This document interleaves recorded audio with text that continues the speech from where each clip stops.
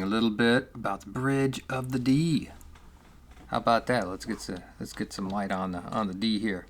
All right, so this is the bridge that initially looks cool, but does not seem at all practical. That's the balance here. Again, maybe because it was my first exposure to the Trek. I like the original series bridge. My favorite bridge is, once again, TMP's bridge. I like the screens that are just round, and I like the feel of it. That's my bridge. This one, I mean, how many times are we going to see Riker try to jump from like his chair to help Worf, who's down? The horseshoe looks has an aesthetic, that's for sure. But who left the doors open? Folks that lived in the 90s like me, you may remember the QuickTime Tech Manual, the Windows 95 interactive tech manual. I miss that. I still have the CD, the CD-ROM that you could use, but I don't believe that that can exist in any particular format. So that's my 2 cents on the nerve center of the Enterprise. And of course, the biggest critique and conceit that we must always take into account is maybe, I'm not saying anything new here, it's hardly groundbreaking, but the bridge is not in the most secure center of the ship. Why would you put your nerve center right at the top that somebody can knock off? But you can observe the CIC in Galactica to see how that works in a different world. Sorry, the cat's doing some stuff today. Okay, so we know about the main bridge again. Read some tech manuals. Always a lot of fun to geek out on. There it is. So it's question grab time. What do I do? What do I do? I'm gonna try these oldies again. Let's get into the habit of the oldies. Remember the Trekkie trivia. So there's one. Just gonna land it. Put the rest back, and let us see what we have today. So CM. The CM episode is a Corbomite Maneuver. Corbomite Maneuver is CM. All right. How close to the pilot vessel? Oh, wow. So Corbomite Maneuver is the Clint Howard episode where they have the Tranya. It kind of reminds me of like papaya juice or whatever. And it's a fine episode. Indeed, it is the first episode of Trek outside of the 2 pilots, right? So this is in the production order of things. This is episode 2 or 3. Uhura is wearing a not red outfit. Why am I blanking? Is it yellow? Yeah, yellow, green. I've never even thought about the color of Kirk's tunic. That's why am I? What kind of brain aneurysm am I having? What is this color? I've always thought that to be kind of a yellowish color, right? I'm not insane. So yeah, anyway, Uhura was wearing that. One of those afternoons, I suppose. All right, I have no idea how close the pilot vessel got to the Enterprise. I'm not, I guess my mind doesn't quite go to the total minutia, more the big picture kind of person. So let us see how far we've gotten. 100 meters. Okay, great. Congratulations, 100 meters. Can we get to some Springboard questions? What size is the planet Delta Vega in relationship to the Earth? Gone before. So Delta Vega, I know, was the planet from the pilot where no man has gone before. I've talked about that episode a bit here and there. Where did my guide for the shows go? Oh, it's right in front of me. Sorry. I don't believe we need to recheck that. I'm good on where Delta Vega is. What its size is in relation to Earth, 1/8, 2/3, 1/2.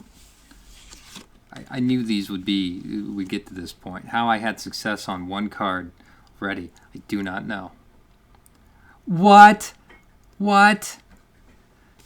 Smaller? That's the answer. What size is the planet in relationship to Earth? And I'm thinking here of exact measurements, and the correct answer is just smaller. Is this like one of those logic questions to see what my IQ is? Is that what this is about? What size is the planet in relationship to Earth? The answer is smaller. Smaller. That's genius. I'll have to keep that in mind as I read the rest of the questions for these cards. If I knew I could get away with just smaller, and in a way, I believe I was correct, even though I was attempting to estimate sizes. So okay, that's good to know. I'm going to take that with me, and the rest of my answers. Well, this is a no-brainer for me. I mentioned this before in an earlier round. Grace Lee Whitney. All right, here it is. I know it's backwards, but it's the longest trek. Grace Lee Whitney. She wrote this in '98. I haven't read it yet. I'm going to get to it. I have a lot of Trek actor biographies on my shelf behind me, and this is one. I would put it under the doc cam, but it's set for the card, so all you get is Shatner's mug here, and there we are. Now I managed to keep focused. So yeah, that's a good recommendation. Grace Lee Whitney. Some ups and downs in the life. If you'd like to read more, I also would recommend Cushman's Volume 1, his TOS. These are the voyages. Give you a little bit of background on her as well. She did show up in TMP. She did not like her outfit, of course. Not many did for the TMP uniforms. I feel like I could do 20 minutes on the TMP uniforms some other time. And she had a bit of a no dialogue walk-on in Star Trek 3 when the Enterprise comes back into space dock, all kind of shot up. She's there in the lounge, kind of looking at it, going, And I think that's the last time we see her. I don't think she shows up in 4. All right. Next question, please.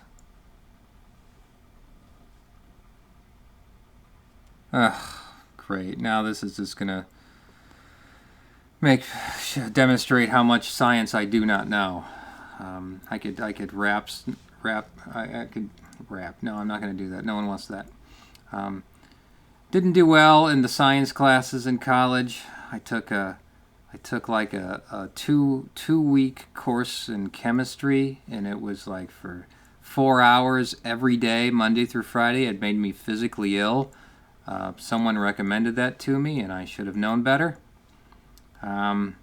So I know what atomic numbers kind of are. Is it 2? No, oxygen is just O. So it's just has 1 atomic number. Sorry. I mean, I can't pretend to be someone I'm not. My PhD is not in biology. Sorry. 8. Okay, so I've learned something today. If I'll remember it is another story. I remember the moles. Oh, the math just killed me in the chemistry class. It wasn't. You didn't have to even remember any of the elements. That table was already in the room, right? It was just the math that I think I was hit here. My uncle dropped me when I was a baby, and I think I got some damage right here. But that's that people here talk about Star Trek, but okay, that's my excuse. I feel Atomic number for oxygen. There it is. 8. Ask me that tomorrow.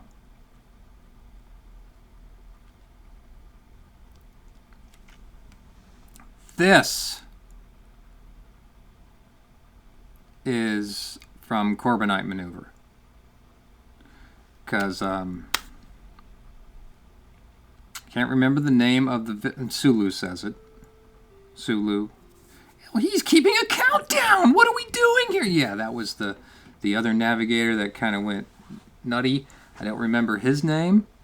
I don't remember the ship was called like the Farragus? The Ferris?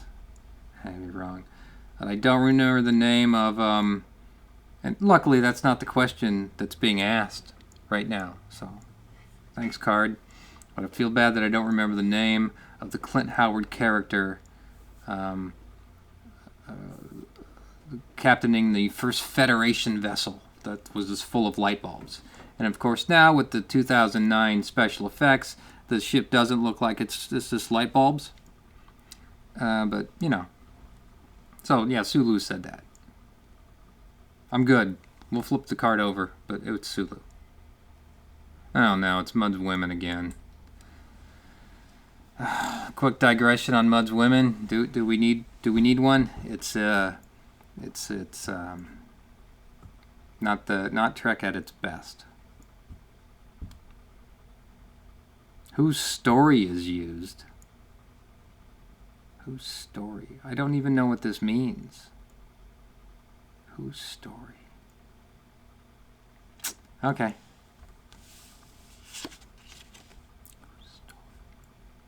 Like Sleeping Beauty, is that the analogy we're making in Mud's Women? Because they have to take these like beauty drugs to look attractive to the males out in the like the frontier sand planet or whatever they're on, and when they run out of the beauty pills, then this is what makes the episode not a great episode, because then the guys are upset because the women that they purchased, I guess, it's kind of... It almost turned my wife off of ever watching Trek. So, luckily, I have to promise never to show Mud's Women again. And I've kept that for many, many, many years now. All right, so 100 meters, smaller. Well, someone was really proud that they checked that off. Maybe that's the one they got right on the card. 8. Sulu gave the countdown because the Clint Howard gave them like... now I'm back on Corbomite Maneuver. Sorry, this is back on Corbomite Maneuver. Clint Howard gave them a countdown for, when he was going to destroy the ship, and that's when Kirk does the bluff about the Corbomite device. Blah, blah, blah. Great episode. Still good. Still holds up. And what was this question? The story for Mud's Women that I couldn't understand? Oh, in the back of my head I was kind of thinking, is this from a story? So, okay. Yeah, I should have just expressed that to the folks at the time. So, I lost on that one. And, of course, now knowing the context of the last question, the answer, Gene Roddenberry, is not a surprise. Okay, those are some old-timey questions. We learned a little bit about the next-gen bridge to take with you on your day. So go and enjoy it and have one, and I'll attempt to do the same. Bye-bye.